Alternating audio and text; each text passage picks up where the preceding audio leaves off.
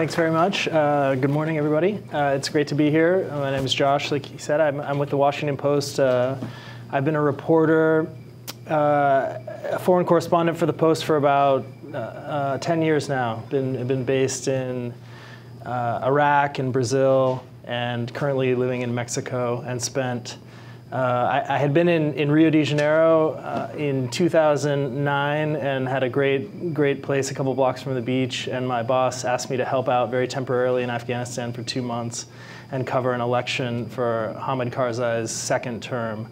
And I thought it was going to be, just a brief stay, and I ended up spending 5 years on and off in Afghanistan, and it became a really big part of my life, and made a lot of lifelong friends there in that situation, and so I'm really thrilled to be here and excited. This book's been kind of a long time coming for me. I've been working on it for a while, and when I got there as a reporter for the Post, I had been in Iraq for a couple years in 2006 and 2007, and the violence there and the combat was really. It was everywhere. In Baghdad, there were car bombs and suicide bombings every day, and it was the kind of thing where, we were living hunkered down and just, escaping for an hour or two to do interviews and coming back to the house and just trying to stay safe mostly. And what I found in Afghanistan was a lot different than that, particularly in Kabul, the capital city. It was much safer, basically. You could get around, you could live a normal life. The war was mostly out in the countryside and the rural areas, and it was, the Taliban was involved in sabotage and hit and run attacks and sort of this low level of insurgent violence. And so what I found myself writing about more and more was the political scandals that were engulfing the United States and the Afghan government over there.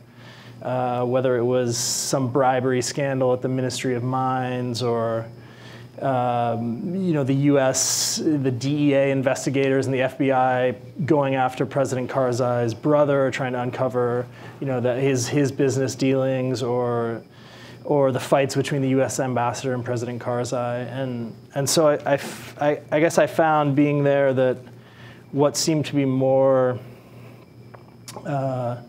What seemed to be, determining the course of the war was less the combat and more these political struggles. And the U.S. military was fighting several wars at once. They were fighting the Taliban on the ground in these far off distant villages, and they were fighting the Afghan government that we had helped set up and we had empowered over a decade.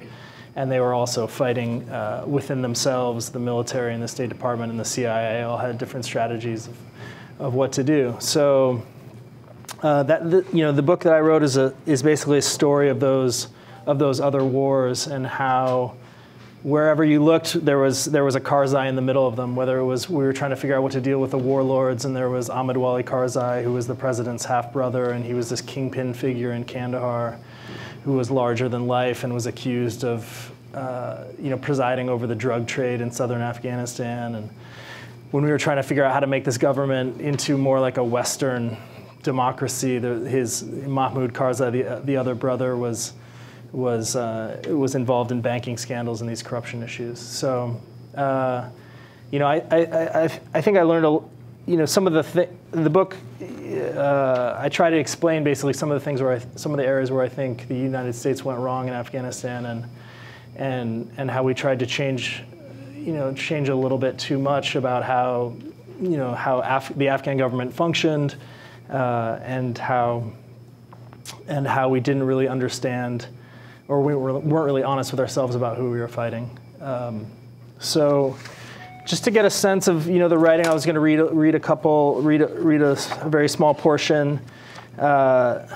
This takes place when Ahmad Wali Karzai has just been killed, and he was the president's half-brother, and he was murdered in the summer of 2011, and he had been kind of the glue that held the family together. And when he was murdered by one of his closest associates, it sort of fractured the family and sent everybody fighting over the business empire and trying to maintain the political stability. So it was kind of a key moment in the story of the family. And it took place in a village called Kars, which is the president's home village, which is near Kandahar. And It's a little small town, grape growing area, and the family cemetery is there. His father and his grandfather were all buried there. Dozens of Karzais, and one of the cousins who had been selling car loans in suburban Virginia, and then had moved back to Afghanistan after 2001 and had opened a private security company, was making millions of dollars from the U.S. government. He had built a giant mansion in the middle of the town where he had a private zoo and lions and tigers and arena for dogfighting, and so that's sort of the setting of where this takes place. So I'm waiting on the road for the funeral procession to come down to the cemetery, and there's military all around the area. So what came down the road was a group of men carrying bamboo broomsticks, then a man pushing a wheelbarrow, a guy toting a shovel, and 4 policemen in mismatched shoes and white cruise ship captain's hats.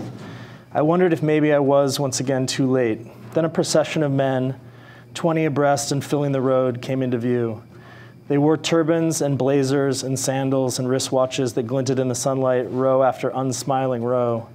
The procession swept by and through us, and we fell in among them, following the surging crowd through the village until we came to a grove of eucalyptus trees, ringed by a white metal fence topped with arrow-shaped spikes that surrounded the Karzai family cemetery. We entered through the gate. Across the cemetery grounds, dozens of humble headstones marked the graves of lesser Karzais. In the center stood a small, open-air, domed mausoleum, an inner sanctum reserved for family royalty. The president's father, Abdul-Ahad Karzai, a former parliament member and leader of the Popalzais, was buried there, as was his grandfather, another tribal Han, Khair Mohammed. That morning, men from the village had used picks and shovels to pierce its marble floor and dig the grave where Ahmed Wali lay in the dirt under a white sheet. The crowd surged around the open grave. Shouting and jostling, mourners pushed toward it, 6 and 7 men deep. Among them were many Popalzais who lived in the area and surrounding villages. There were also dignitaries who had flown in from Kabul the night before.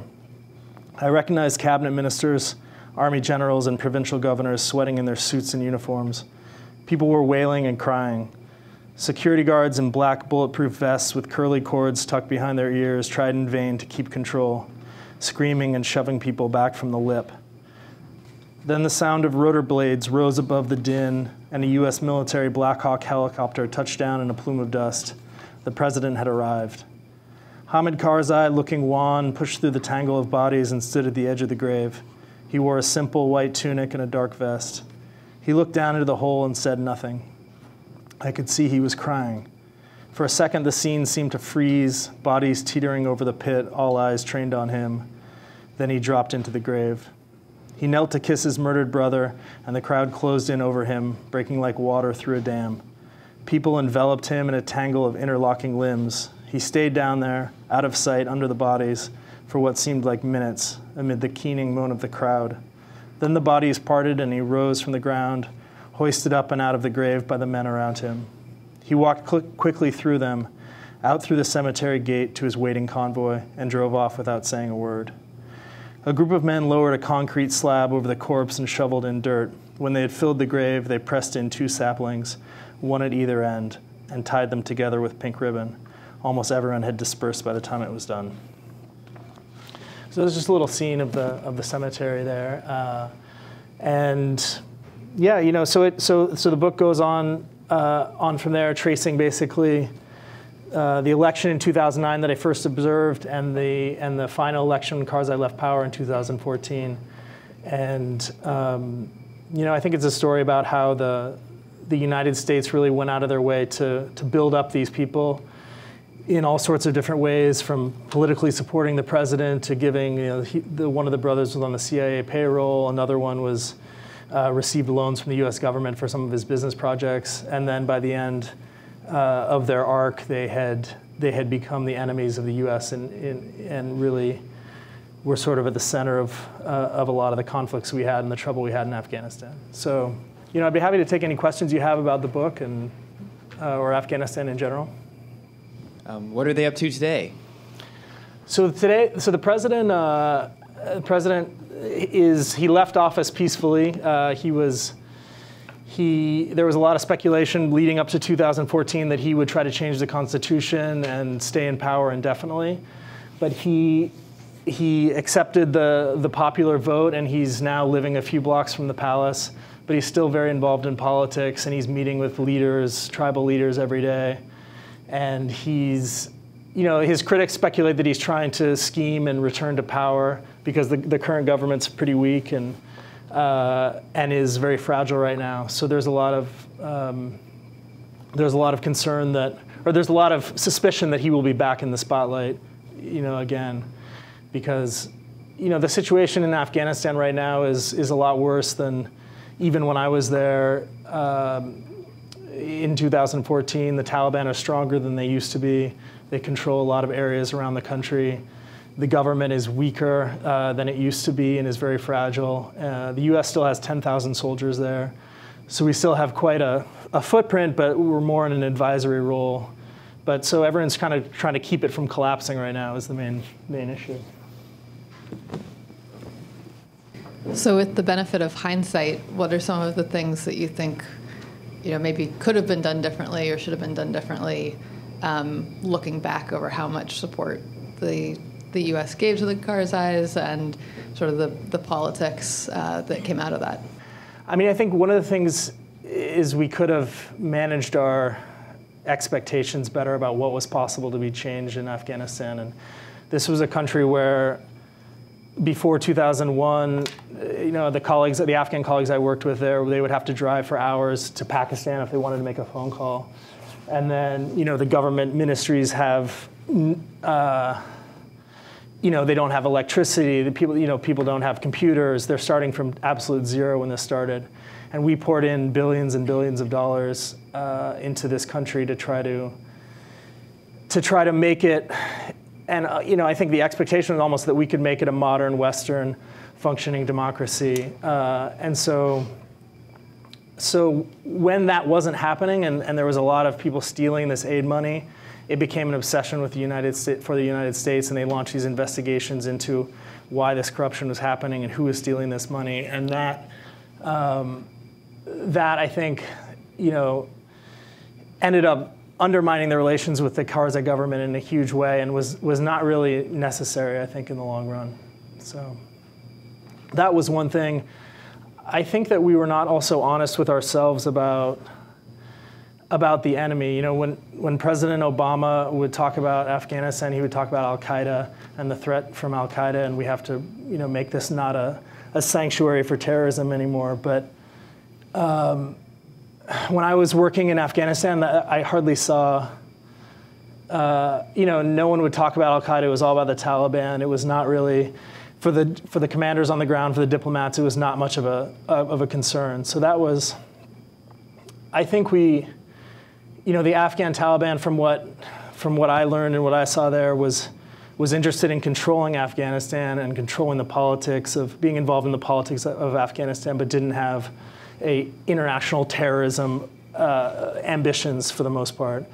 And so, President Karzai's criticism of the United States that we're attacking, the Americans are attacking Afghan homes, or they're bombing Afghan homes, or killing Afghan civilians, or raiding, bringing dogs into their houses. Like that really resonated with people because, I think a lot of people were really upset about the U.S. military presence there, and we didn't really acknowledge the extent of that discontent among Afghans. Why did the U.S. pick Karzai, and do you think the outcome could have been different if they'd gone with somebody else? Yeah, well, he was a default candidate in a lot of ways. I mean, there were some other very prominent, charismatic Afghans around 2001. Two of them got killed right in the days either prior or days just after September 11th.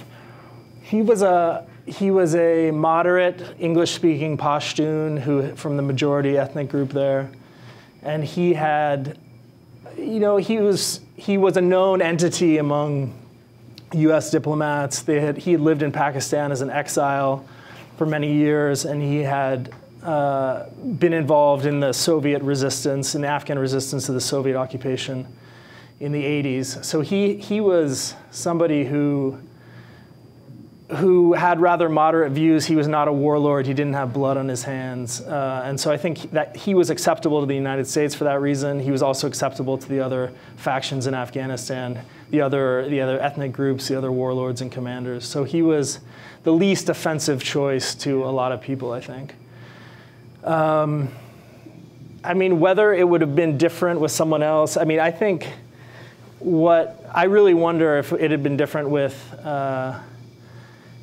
with someone else. I mean, now there's a different president in Afghanistan, and he's having a hard time keeping this coalition of ethnic groups together, and the government's more divided than it was before. So I think what his great skill was he was a natural politician, and he embraced the tribal customs of Afghan politics, where you get together and you sit, and hundreds of villagers come in for hours on end and talked about their complaints. The farmers, talk about their complaints from the village, and he's, hears these people, and that's where he's getting his ground understanding of the war in Afghanistan from these people that are coming into the palace by the tens and hundreds every day. And that time, those hours in lunch or at dinner, or, late at night that he spent with these people, he loved that aspect of Afghan politics, and he was very good at keeping his. I think his main goal was keeping the broad coalition together, even if he's turning a blind eye to people stealing money, or so I think that's, his legacy. Part of his legacy will be that he kept Afghanistan from descending further into civil war, and that was a very real possibility all throughout this last 15 years there. I mean, there is obviously a war going on, and it's still violent, and refugees are flowing out of Afghanistan now at high rates, and Afghan security forces are dying in greater numbers than they ever have. So this is by no means a victory of any means, and as I describe it as a tragedy in the title of the book. But you talk to the diplomats who worked with him and the commanders who worked with him, and a lot of them will say he was probably the best choice for the time and place.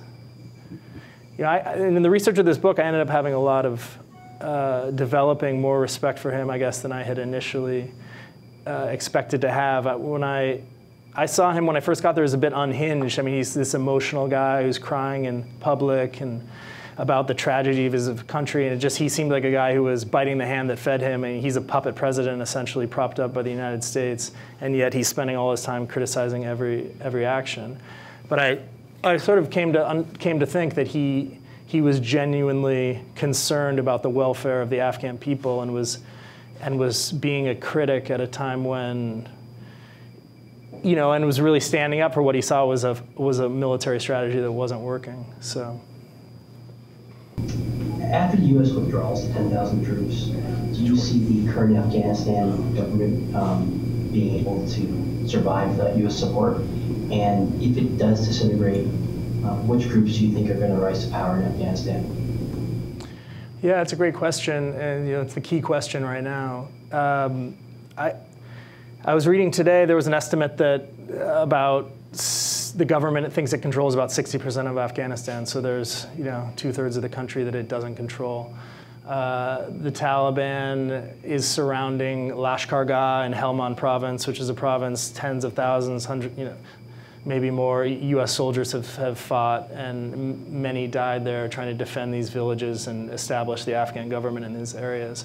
And so that's reverted almost completely to Taliban control, which is, for people who were living and working in Afghanistan at the time I was, to see that change is stunning. I mean, that's where billions and billions of dollars were spent, and thousands of lives were lost defending the Afghan government. So, and it's also the key, it's a key terrain for the Taliban. So that's, another northern city, Kunduz, is in a similar predicament.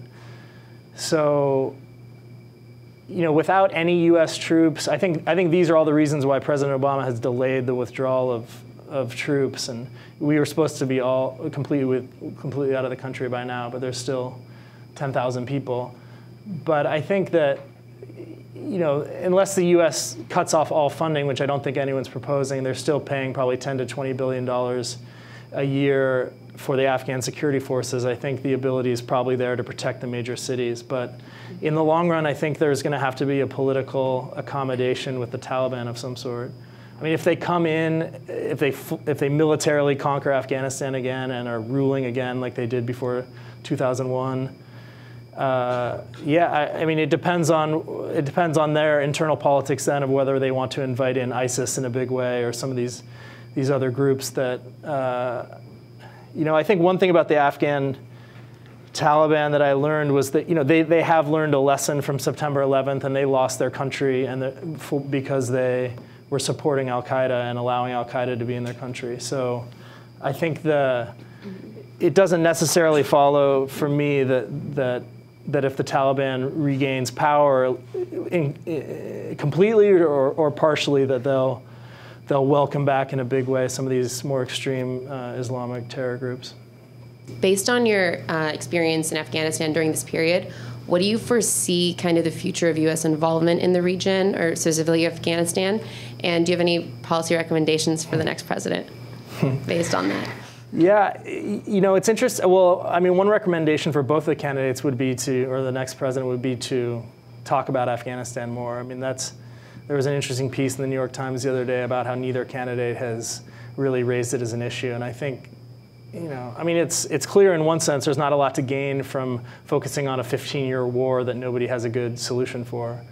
So, but yeah, you know, I think when I was there, when there was a surge of some 100,000 American troops, and we were really militarily trying to defeat the Taliban, I think there could have been more effort made in the peace negotiations, and the thought at the time was that we have to hammer them into submission, and basically they will only negotiate with if they're losing or fear they're losing, and that, you know, they've managed to weather that situation. So, you know, I think all the current president of Afghanistan and the President Karzai as well, they made overtures to the Taliban, and they tried to get those peace talks going. But, you know, that's going to be, ultimately that dialogue is going to be what's the only avenue out of this endless war. So that would be the focus if I was running this thing.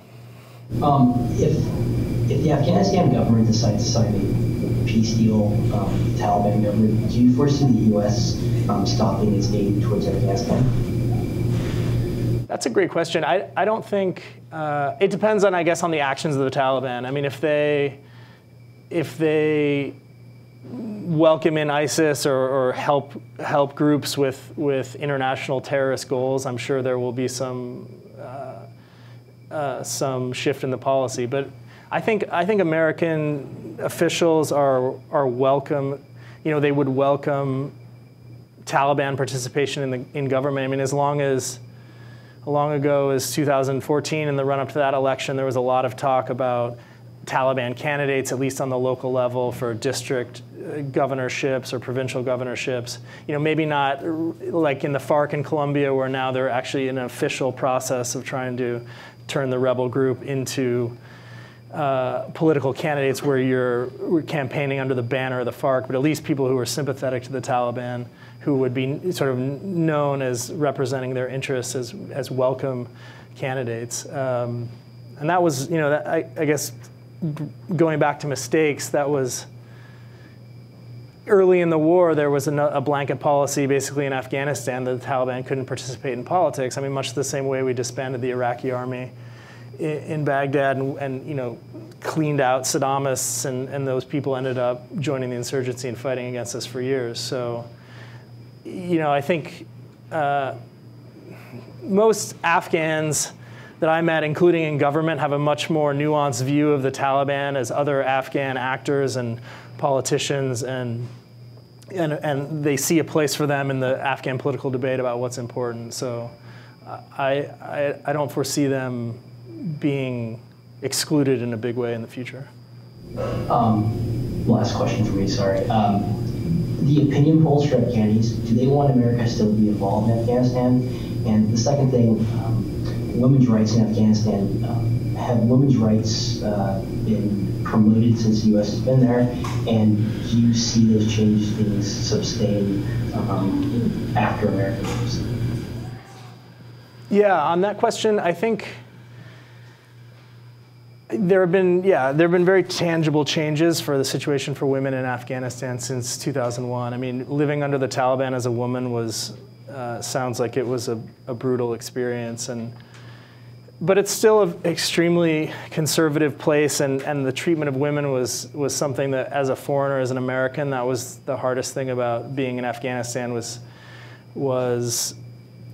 seeing women treated this way, basically essentially as property and kept in their homes. And I mean, people on certain levels, there's a lot more access access to public life than there was in the past. I mean, there's plenty of women in the Afghan parliament in positions of power, many more than there were before. So that's tangible progress. More women are going to school, but in conservative areas, in Kandahar and the Pashtun South, I mean, lots of families don't want their children to go to school, their daughters to go to school. Lots of women are still in the full burqa, and so yeah, I think it's, from a Western perspective, it's hard to say there's been too much improvement for the situation for women in Afghanistan, but there have been incremental and concrete changes, I think. And sorry, the first part of your question? Have there been any opinion polls on Afghanistan to see if the Afghans think about the U.S. involvement and if they still want us there? You see that people, in places that are changing from government control, or the Taliban's coming in, or they're worried about a change like that in the local power structure. I mean, you talk to Afghans, and they want the American military back to protect them, to keep things the way they were, not have a change in local power. But I think, broadly speaking, Afghans aren't happy with the U.S. military presence. At least they aren't happy with them in their homes on these operations, doing night raids and arresting people and holding Afghans in U.S. jails. I mean, that was, I always sensed that, I guess, living there, but then I did a story once where I went around to the Friday sermons in the mosques, and I heard the preachers giving their sermons to the people, and these were mainstream, many of them government-funded mosques, just kind of the average cleric's opinion about the week's events. And I was just stunned by how anti-American everything was, and describing people as the U.S. soldiers as infidel crusaders, and it's our responsibility as regular Afghans to rise up against them. So that opinion is definitely out there.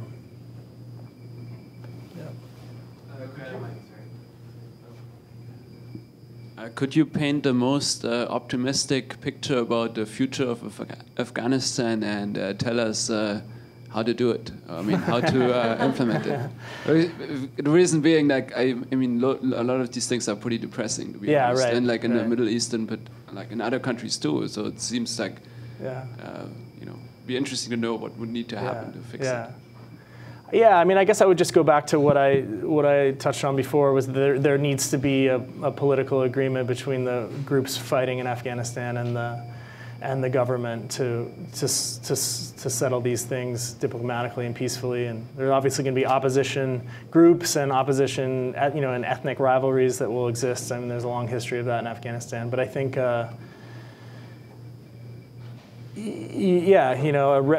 relatively peaceful resolution to the conflict is the first step. What's going on in Syria, what's going on in Iraq, the spread of ISIS. I mean, that's a whole other ball game right now, and that's a whole other concern for the United States, for Europe. That's not going to be, unfortunately changing, I don't think, anytime soon. So, yeah, I mean, what's happened when I got to Iraq in 2006, the rise of groups like Al-Qaeda in Iraq, and then ISIS, and these sort of the shockwaves that got set off from the Iraq War and the invasion there have, I think they've gone a lot farther than anyone expected they would. So I wish I could be a little more optimistic, but. I'm sorry to sound pessimistic. Is there any reason to, or is there a more likely scenario, say 10 years out, than the Taliban have complete control, and it's in some kind of state that's not far off from the year 2000. Yeah. Given when we exit, what forces are there really to counter things like their military strength? Mm-hmm. Yeah, I think it's definitely a possibility. The Iraqi army and police have received billions of dollars and tons of training from many different countries over the last 15 years, and they're also very battle tested, and they're people who are not going to necessarily just desert at the first sign of trouble coming. And a lot of these people, and not everyone, but a lot of people involved are fighting because they do believe in the direction of the government and they think that's the better alternative than the Taliban. So I think the security forces they're well seasoned, and they can protect this government in certain areas, and with things going their way, with maybe other countries supporting the Taliban less than, or somehow that their strength diminishing in some ways, I think it's possible this government can survive. I think one of the huge problems right now, again, is how this government, whether this government will agree to work together. I mean, it's a coalition government of different ethnic groups, and they had formed this coalition with some conditions that some reforms would be made, and the deadline for those reforms are this month, and none of them have been met, and so people are threatening to withdraw from the government. If major ethnic factions leave the government, I don't think it's possible to have it survive very much longer, because the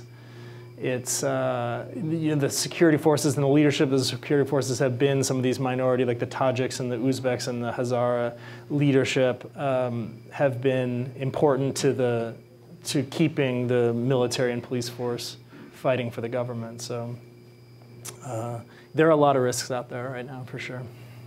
When the U.S. first arrived in Afghanistan, we were trying to replace the wheat production with the opium production with wheat.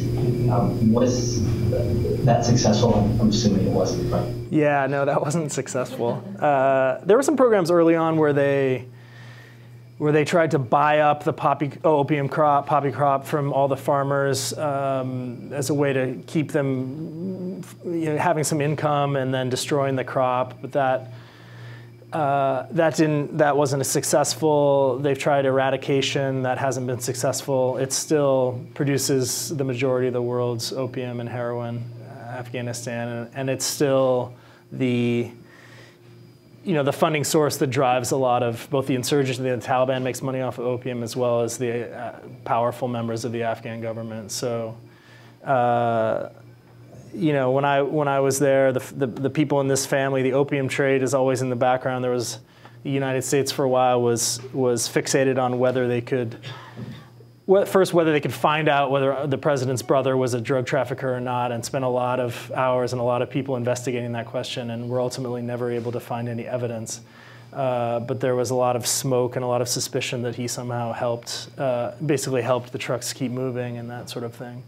So, yeah, I mean, the opium trade is still alive and well in Afghanistan. I'm not quite sure, but how to ask it. But was there pushback on trying to get this published? Was there any issue with that? And then, secondly, are you working on something else? No, there wasn't really pushback. There was not as much access sometimes to the family members as I had hoped when I began. Some people didn't want to be involved. There's the president has 6 brothers and 1 sister.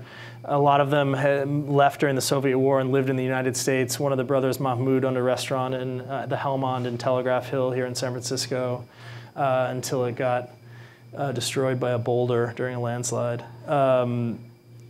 They set up a successful chain of restaurants in Baltimore and Boston, in Chicago. And they were living kind of this immigrant, successful life when the September 11th happened, and then they went back to Afghanistan and got involved in the politics and the businesses of the war. So their lives changed dramatically on September 11th. And some of them, one of the more colorful members of the family, Hashmat, who I mentioned earlier, had this private zoo and he had the dogfighting pit in his mansion in the home village. He was, he was suspicious of me coming and spending too much time with him, I think, because it was like Game of Thrones in a sense with him. I mean, he was really reaching for the mantle of family power, and so he had been the real striver who felt kind of left out of the family power and was trying to gain that, and he ultimately ended up getting blown up as well by a suicide bomber. And so several of the people I wrote about in this book ended up dying during the process. So. And are you working on something else? Oh, something else. Well, right now I'm the Mexico correspondent, so for the Washington Post. So I live in Mexico City, and I'm covering Latin America, Central America, some in South America. So I've been occupied on that lately. So I haven't started another book yet. What was life like living in Iraq and Afghanistan as a journalist? Yeah, they were very different. Iraq, I got there in 2006 when it was the height of the sectarian violence. Sunnis and Shiites were killing each other left and right. The neighborhoods were people were moving to be in neighborhoods with their different sect.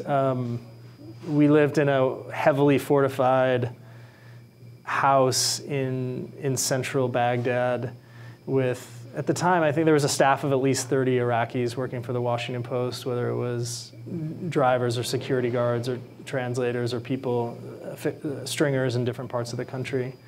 And it was a much harder place to work because you were constantly calculating the risks of going a certain area, and you were living like a little bit more like a prisoner, or traveling with the U.S. military and covering their actions. In Kabul, I mean, I loved living in Kabul. I thought it's a fascinating city. It's beautiful in a lot of ways.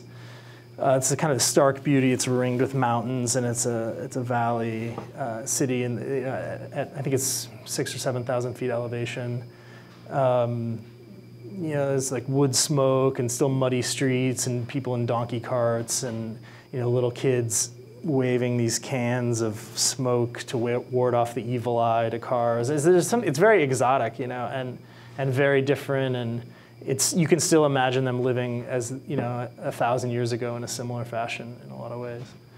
So, but also they have a kind of this ruggedness in the sense that they've lived through so much horrible suffering that they're not, there are places I've been, like in Islamabad, for example, in Pakistan, where I felt very, like people were looking at you, and as a foreigner, it was a little threatening, and I was worried about where I was going and who was watching me. And Afghanistan, they have kind of this joyful sort of hopefulness despite all the troubles, and they're welcoming to foreigners, and there have also been attacks on foreigners, so it's gotten worse over the years, but at least when I first got there, it was, I lived in a group house with other aid workers and diplomats and journalists, and there were a lot of expats at the time when I first got there. Now there are less.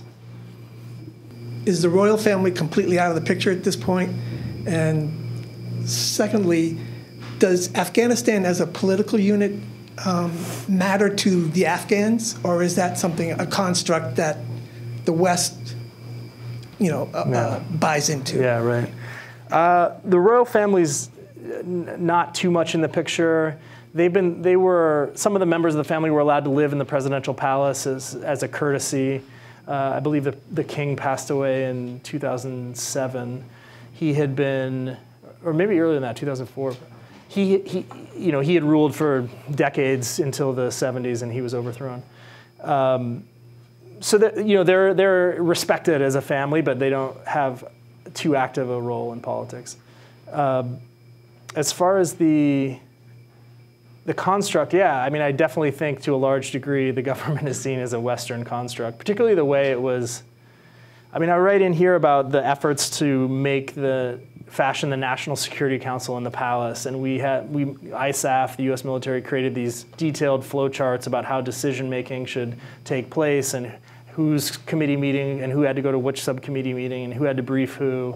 And the Afghans kind of just looked at this stuff like, we're not going to do it this way. We have our own way of doing it. We'll all sit around and talk about it and decide, and the foreigners won't be in the room when we decide.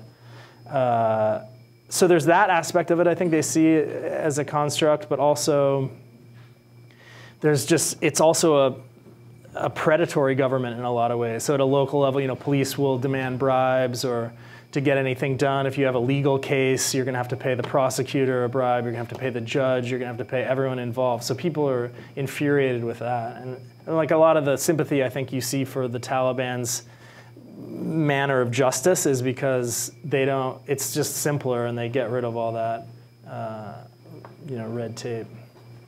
Is there a partition that would make sense, or do people talk about a partition along? Not the way in Iraq that I saw that when there's clear. There's a lot of nationalism in Afghanistan, and people are proud to be Afghans and proud of their history and their heritage as repelling foreign occupiers for generations. And there are the areas of the country where there's predominantly the Tajiks and the Uzbeks in the northern part of the country and the Pashtuns in the southern part of the country, but there's not. There was never any serious talk about partition, at least when I was there. Could you give your opinion on if the foreign aid dollars that go there get spent not on military and on security, but rather on economic development? Would there be any chance it would be easier to stabilize the country? As in yeah. Because a lot of this talk is just about, security force this or that, and military involvement and whatnot. Right, but right. What if they got Starbucks and right. maybe these kinds of things? Yeah. Would that help? Yeah. Well, there has been a lot of that tried, and a lot of that has succeeded over the years. I mean, the development in Kabul in particular and the other major cities is pretty amazing.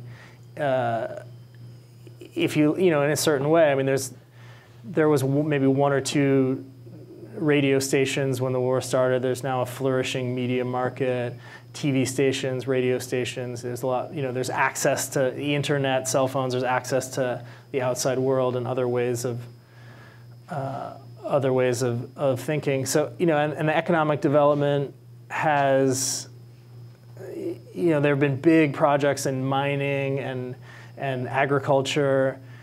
What the U.S. military tended to do often was flood these little villages with, pay everyone in a village to dig a ditch, or these day labor projects, or they have a Kerez system, which is an underground irrigation system, or to dredge those out and clean those.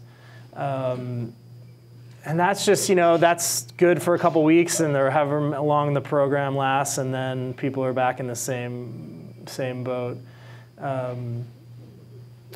There have been major advances, I guess, in the road network in Afghanistan. That's changed a lot.